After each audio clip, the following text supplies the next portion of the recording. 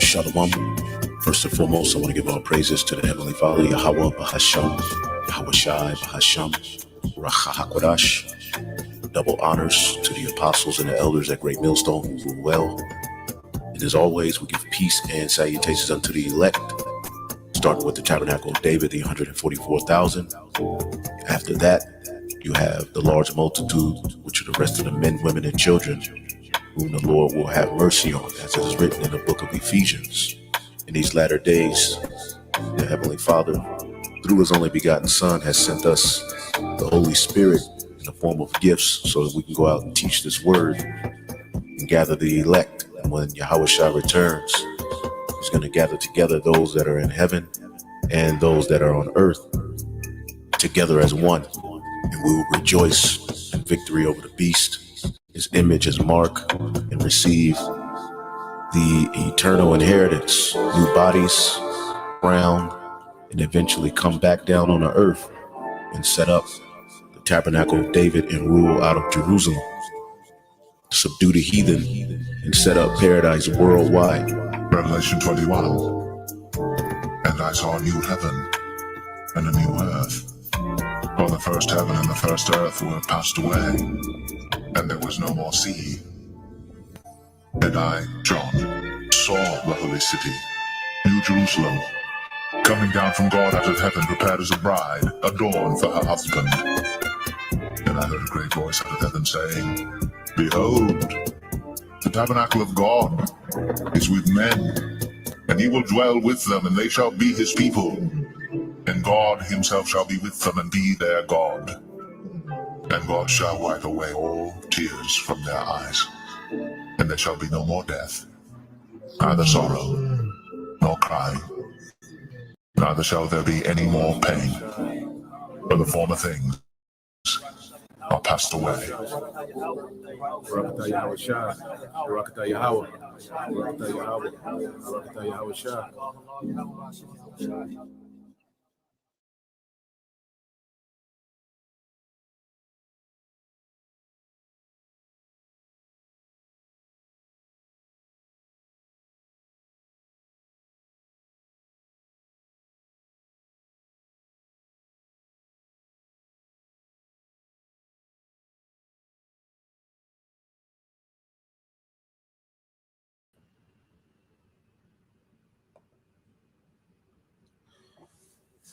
All right.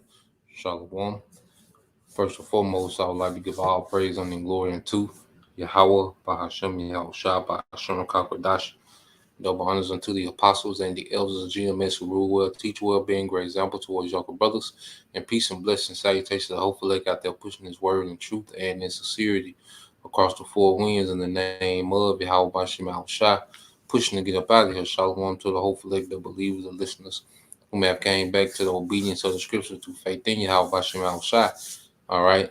And what I want to get into tonight, Lord will, this is the first part of a two-part series, okay, dealing with, Satan being loose from his prison, for for the longest, Christians, have taught, all type of doctrines, as if, after after we're in the kingdom, Satan gonna be loosed again for 1,000 years. And I even heard GOCC, when I first came into the truth, start listening.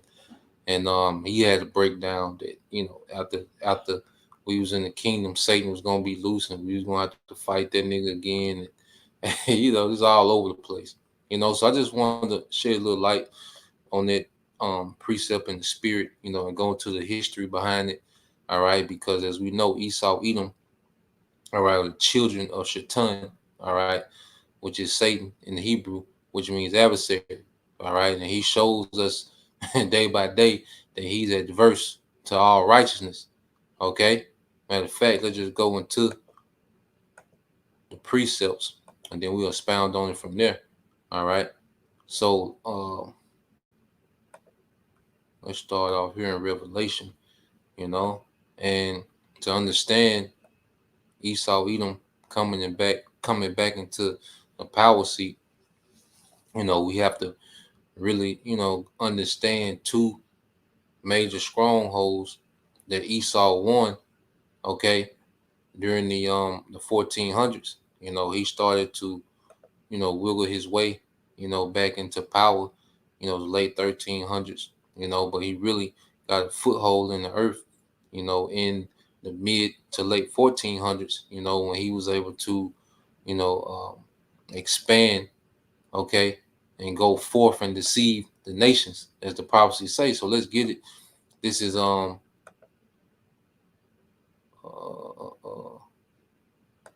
the book of Revelation,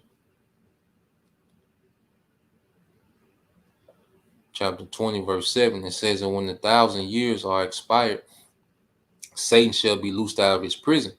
Okay, and 1,000 years is what is known as the Dark Ages. All right, when Jake, was in control. All right, over there in the Eastern Hemisphere, man. All right, you had the Byzantine Empire in Europe. Okay, and you had the Russian czars. Okay, which were Jake's. And Russia. You see, you had the the Moors. Okay, on the Iberian Peninsula. Okay, which was Portugal and Spain of today, and which we, Lord will, part two, or go into, the fall of Granada, okay, which was the Moorish Empire, okay, but we're gonna deal with the fall of the Byzantine Empire, and they were taken down by the Ottoman Turks, which, were Edomites, they were pretty much converted to Islam through those Islamic caliphates, that had, different kingdoms, during that time. Okay. So Revelation 27 says, and when 1,000 years are expired, which were the dark ages, Shaitan shall be loose. All right, Satan shall be loosed out of his prison. This is speaking of Esau, Edom. Okay, coming back into power as the Renaissance. All right, and let's make it plain with another precept. The scripture says precept upon precept. So let's get Malachi.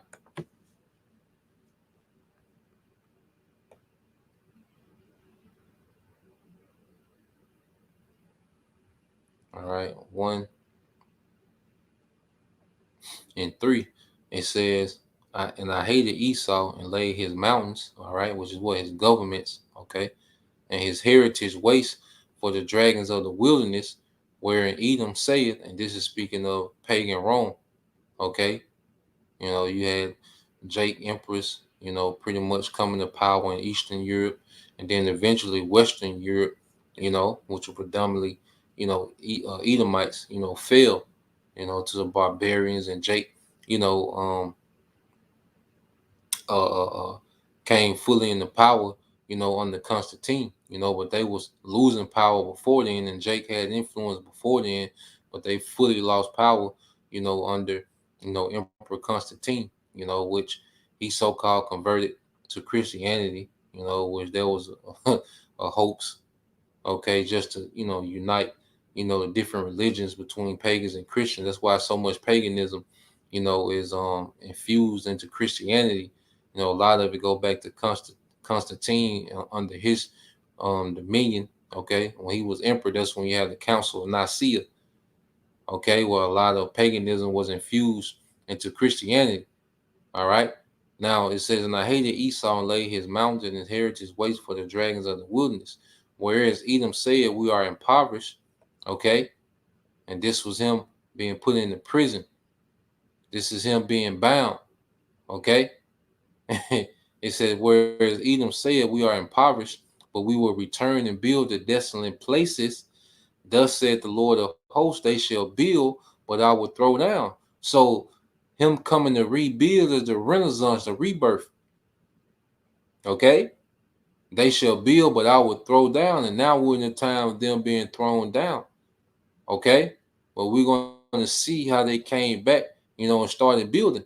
It says, and they shall call them the border of wickedness, and the people against whom the Lord have indignation forever. Okay? And since this man has came into power, look at the fruits of this man's rulership. Pure wickedness, man.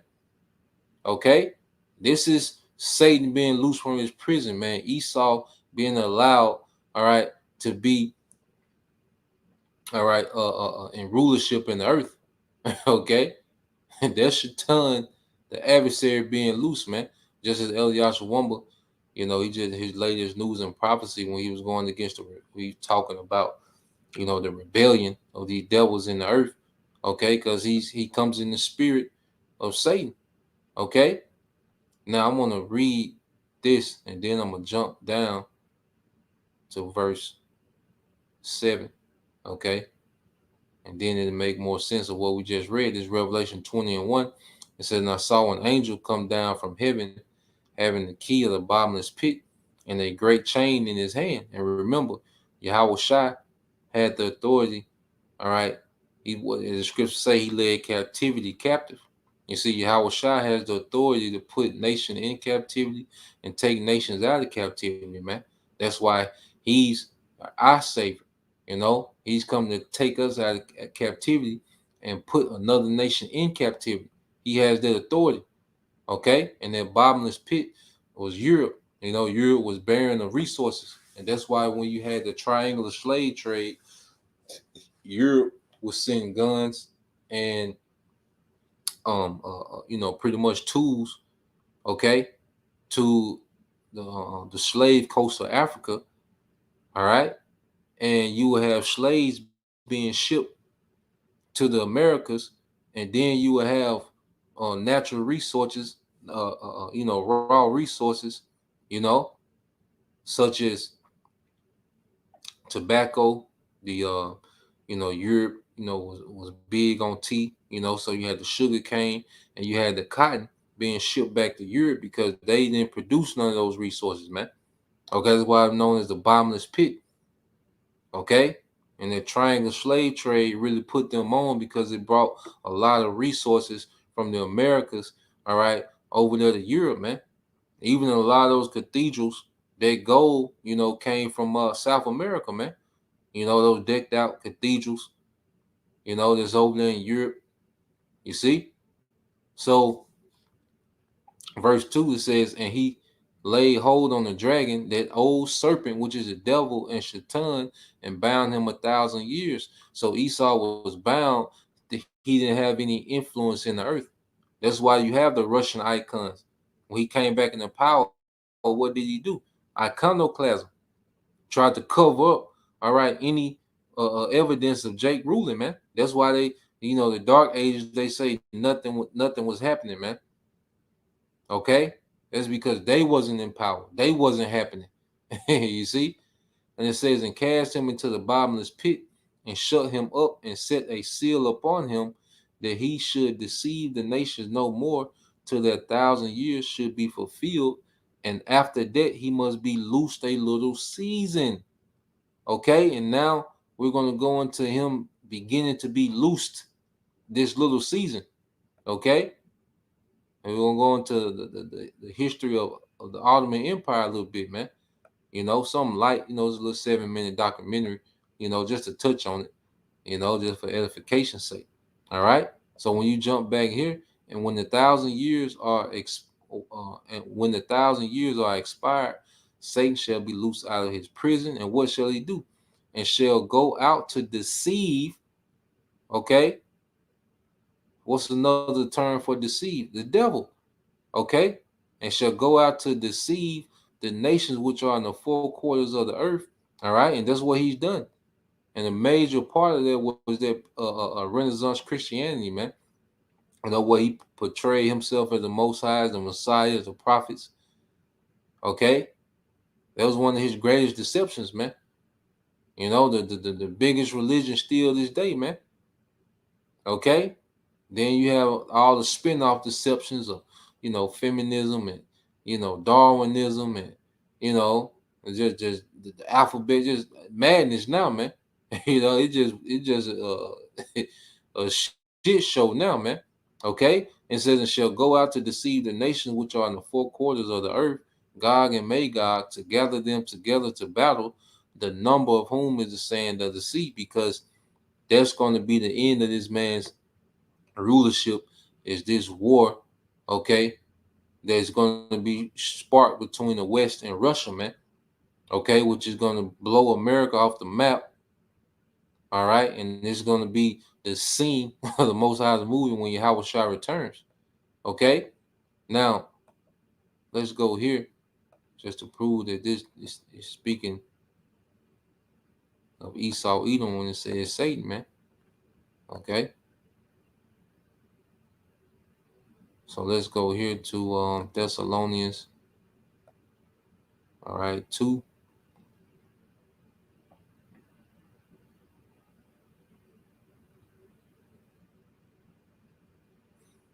All right, it said Thessalonians 2 and 3 said, "Let no man deceive you by any means, for that day shall not come, except there come a falling away first, and that the man of sin, all right, be revealed, the son of perdition." Man, it's speaking of Esau Edom.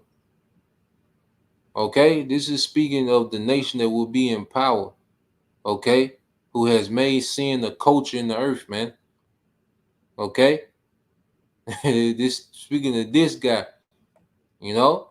This is Second Thessalonians 2 and 4, who opposes and exalted himself above all that is called the Most High, or that is worshipped, so that he as the Most High sit in the temple of the Most High, showing himself that he is the Most High.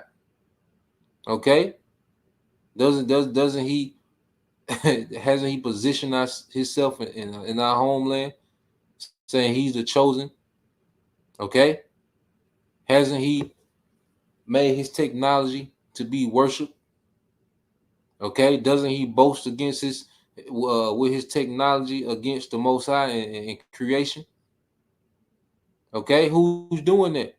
This is men on the earth, man.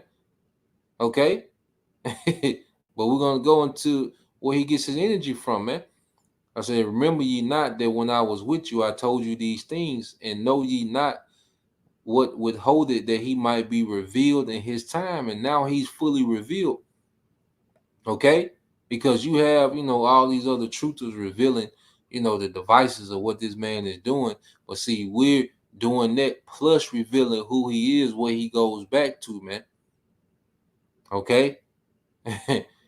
Verse 7 said, "For the mystery of iniquity doth already work, which were the Edomite Romans during the time that this was written, all right, by the apostle Paul.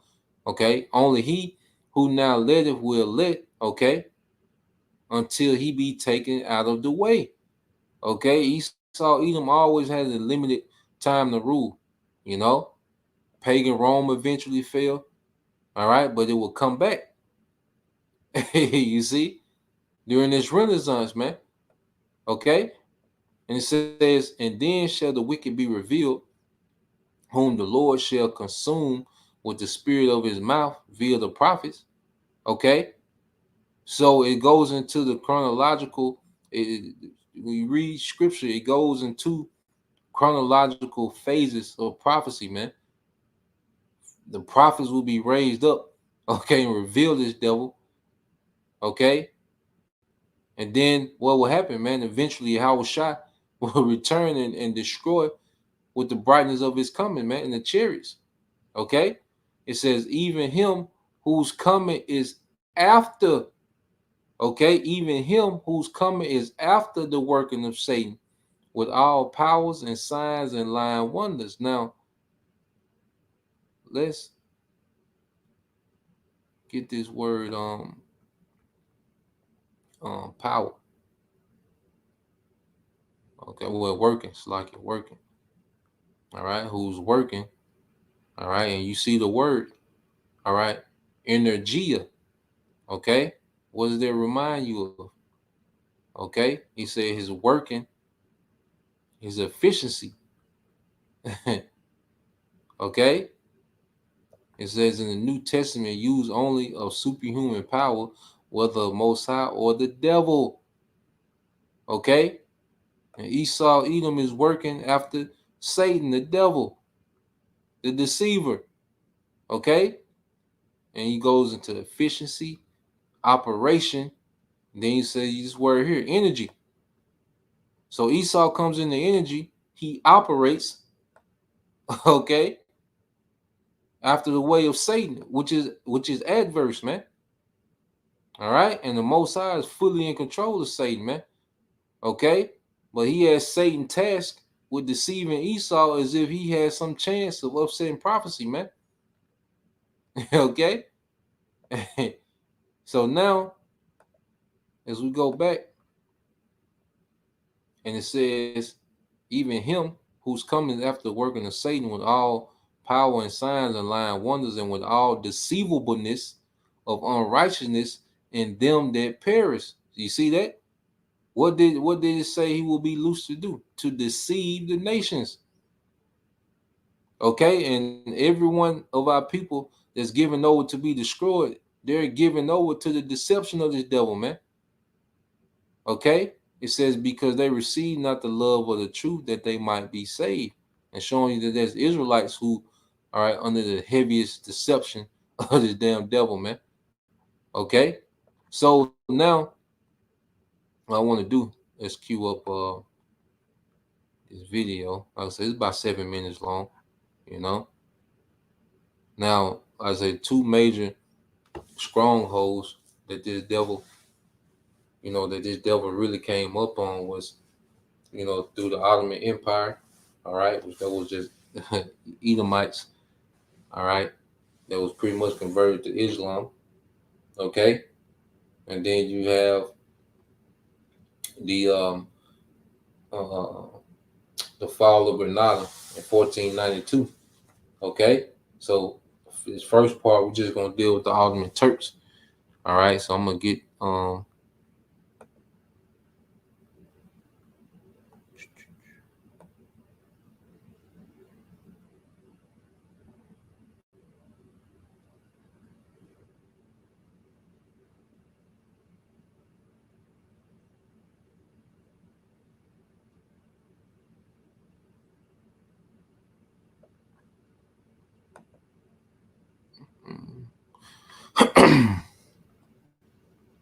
let me go ahead and cue it up. Let me see where it's at. Yep. People.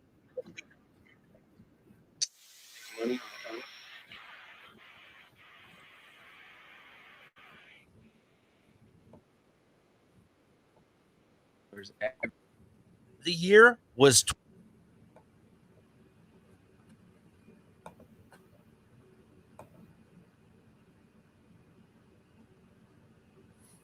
All right, so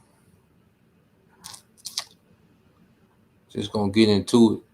All right, so it's about 7 minutes, and we'll stop it a little bit and interject, but mainly try to let it play, and then we'll go into a few more precepts afterwards, man.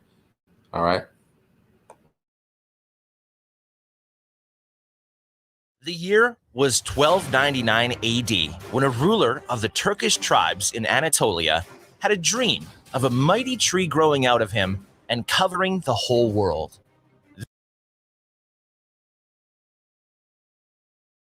Now, real quick, I just got to get this precept. Since he said that, he said a tree, grew out of him, and like it covered the whole world. Okay. Now, if a brother could post it in the book of Psalms, all right. I think it's 37.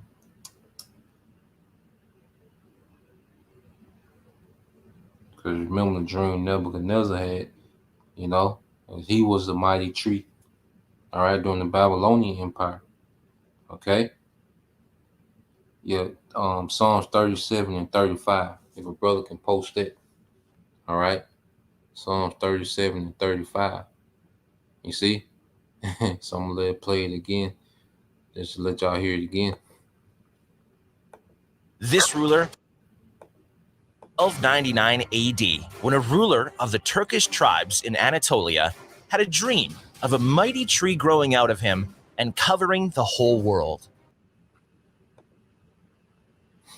And we don't know, we don't know if it's true or not. Could be, but we know when it's time for you to come into power, all right, the Lord puts things in place for you to do that, man.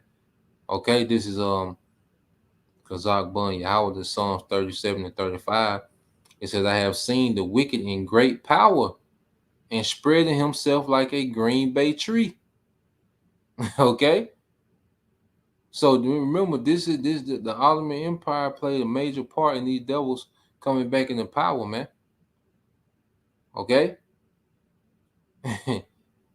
Them and Queen Isabella, all right, and King Ferdinand, which took down the Moors, they played a major part in the expansion, all right, and the rebirth of these devils, man. Okay? So that's what wickedness has done. It has spread itself like a green bay tree. All right? What does it say in First Maccabees when the Greeks came into power, man? Okay? How what? Wickedness multiplied itself in the earth. Now, when you go real quick, just to show this real quick.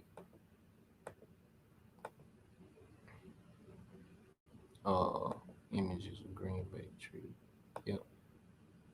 So when you go to a green bay tree, okay, you see how it spreads itself wide. Let me see if I can y'all can see that. Okay, but it spreads itself wide, and then when you go here to what is the green bay tree in the Bible, and it goes to Psalm 37 and 35, which you read. It said this is probably the bay laurel, a tall evergreen often used as a symbol of prosperity. Okay? And these devils are what? In their prosperity, man. Okay? You see? But it was prophesied that they would do that, man. Okay?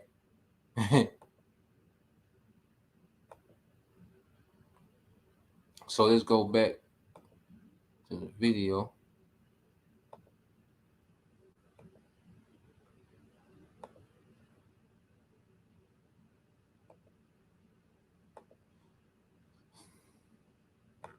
This ruler was Osman I, and with the help of his successors, they built the mightiest Middle Eastern empire of their time. The term Ottoman originates from Uthman, which is Arabic for Osman, named after the ruler who had the dream of the Ottoman Empire. We are going to review the historic events that marked the chronology of this mighty empire. Origins of the Ottoman Empire. The history of the Ottoman Empire begins with Osman I in 1299 AD, a leader of the Turkish tribes in Anatolia who established a formal government and gave foundation to the Ottoman Turks. He and his son Orhan started conquering and expanded the territory to the northwest and captured Bursa in 1326. Bursa became the new capital of the Ottoman state, and the Byzantine Empire lost control over northwestern Anatolia. The Ottoman Turks continued their expansion objectives by conquering the important city of Thessaloniki from the Venetians in 1387. Later on, in 1389, they took over Kosovo, which ended the Siberian power in the region, making way for the Ottomans to expand into Europe. In an attempt to stop the advance of the Ottoman Turks, there was the Battle of Nicopolis in 1396. The Ottoman warriors were victorious in what is regarded as the last large-scale crusade of the Middle Ages. It is Sultan Bayezid I who doubled the Ottomans' land between 1389 and 1402, earning his nickname as the Thunderbolt. Unfortunately, he failed to unite the early Ottoman Empire, which was bisected by the once mighty city of Constantinople. He was later defeated and captured in the Battle of Ankara by Timur. This started the only civil war that the Ottoman Empire had in its 600 years of history, as Bayezid's son fought over succession. It is Mehmed I who finally emerged out of the chaos and restored the Ottomans' power and brought an end to the civil war referred to as the Ottoman Interim. Between 1430 and 1450, Mehmed's son, Murad II, was the one to recover the lands that were lost in the Battle of Ankara. He defeated the united armies of the King of Hungary in the final battle of the Crusade of Varna, and was also later victorious on an attack over his lands in the Second Battle of Kosovo in 1448. The son of Murad II, Mehmed the Conqueror, was the one to solve the Constantinople issue by capturing the city with martial finesse on the 29th of May, 1453, when he was only 21 years old. Mehmed the Conqueror then renamed the city, which is now known as Istanbul, the new capital of the Ottoman Empire, and the city became a powerful international center of trade.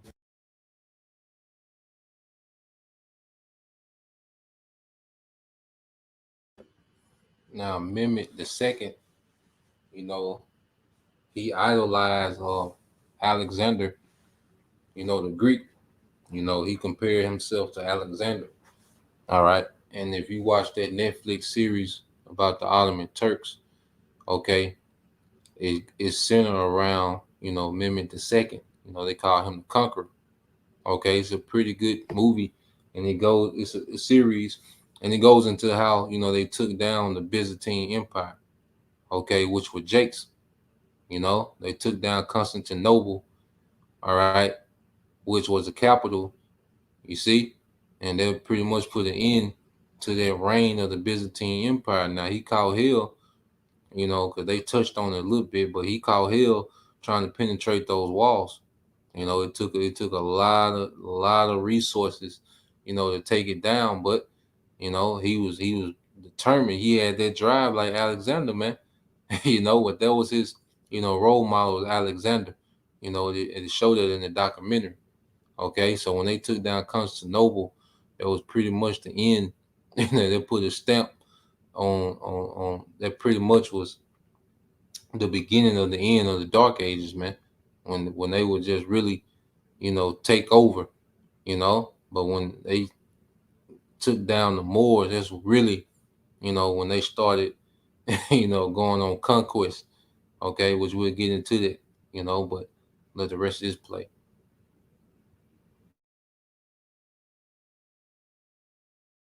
And culture.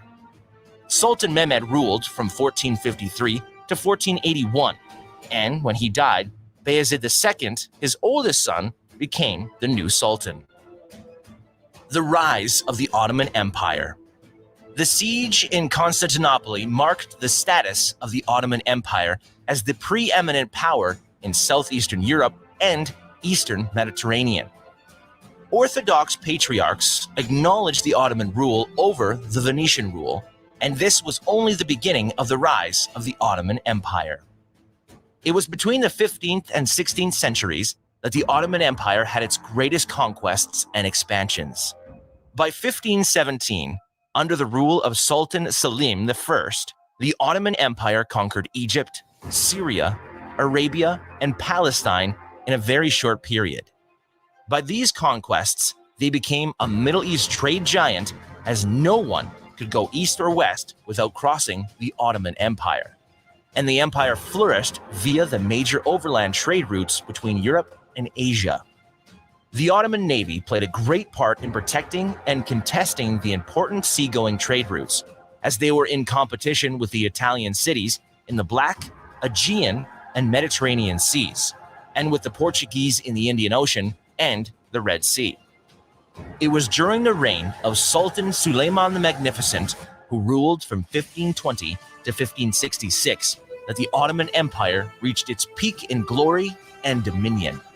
He was the successor of Selim I and made a major impact on the history of the empire. Suleiman the Magnificent created an unwavering system of law that made the justice system fair and overall efficient. He also welcomed various forms of arts and literature. On top of that, he went on 13 raiding campaigns in every direction from his empire. He established the Ottomans' rule in present-day Hungary and other Central European territories after winning the Battle of Moax in 1526. He took Baghdad from the Persians and gained control over Mesopotamia, installing naval presence in the Persian Gulf. The Ottoman Empire counted 15 million people by the end of the reign of Suleiman the Magnificent. The fall of the Ottoman Empire. It was from 1600 that the Ottoman Empire started to decline, with its armies scattered across its vast lands due to constant Austrian and Persian military campaigns. These conflicts impacted heavily on the empire's resources and management of its defense on the western and eastern borders. As a result, it was overall impossible to maintain its naval presence for trade competition effectively. In 1912 and 1913, the Ottoman Empire lost almost all its European territories in the Balkan Wars. In 1914, the Ottoman Empire entered World War I on the side of the Central Powers, and they were defeated in October 1918. The title of the Sultan was officially eliminated in 1922, and this marked the official end of the once mighty Ottoman Empire. The remaining lands of the empire became the Republic of Turkey under the government of Mustafa Kemal Ataturk on October 29, 1923. In conclusion, the Ottoman Empire left an outstanding legacy after ruling for more than 600 years. They will always be remembered for their fabulous military dominance and innovation, ethnic diversity, religious tolerance, and their still standing architectural marvels.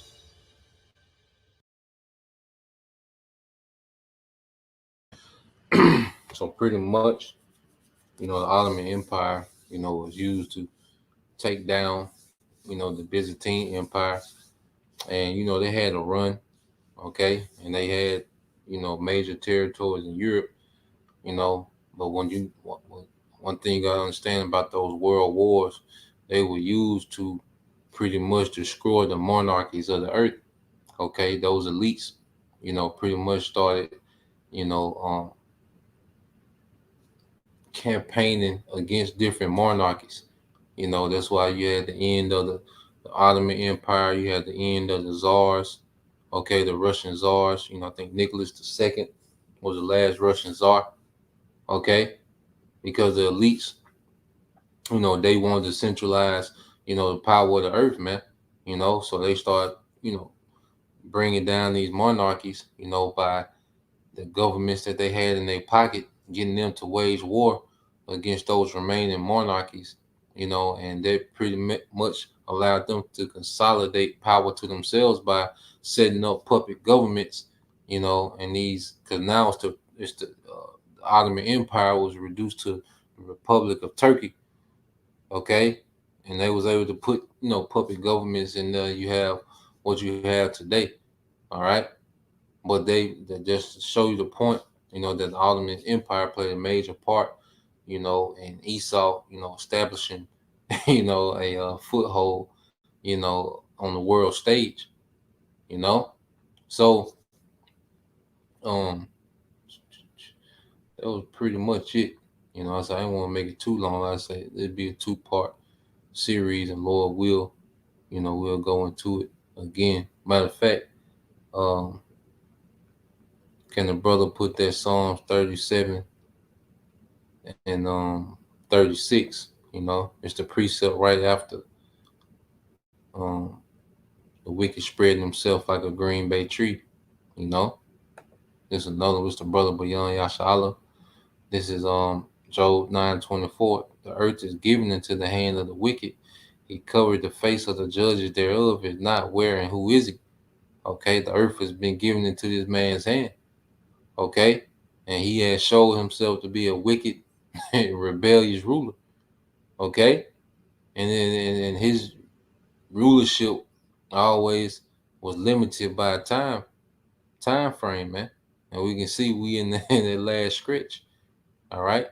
So this the brother Kazak Bun Yahweh, it said, yet he passed away. All right. And it's speaking of who? Esau Edom. His rulership eventually is going to pass away. And lo, he was not. Yeah, I saw him, but he could not be found. Okay. So yeah, Esau has had a run, since the Renaissance. All right, but now it's time for his empire to pass away, and it's time for the establishing of the eternal, all right, righteous rulership of Israel under Yahweh Shai, establishing the throne of David in the earth, man, in Jerusalem, okay, which is going to be our capital, okay? So, yeah, that's it. We'll end it there. I say, I'll get into some research, find some good, informative documentaries, try to find some good, short, to mid-length documentaries, dealing with, the fall of Granada, because after Granada fell, Esau, he went global. He went on them conquests and went global. So Lord will, you brothers, all right, and you few sisters were edified once again. We give all praise and the glory unto Yahweh by Hashem, Yahushua by Hashem Kakadash, and double honors to the apostles and the elders of GMS who rule well, teach well, being great examples to all his younger brothers. And peace and blessings, salutations, and hopefully, shalom.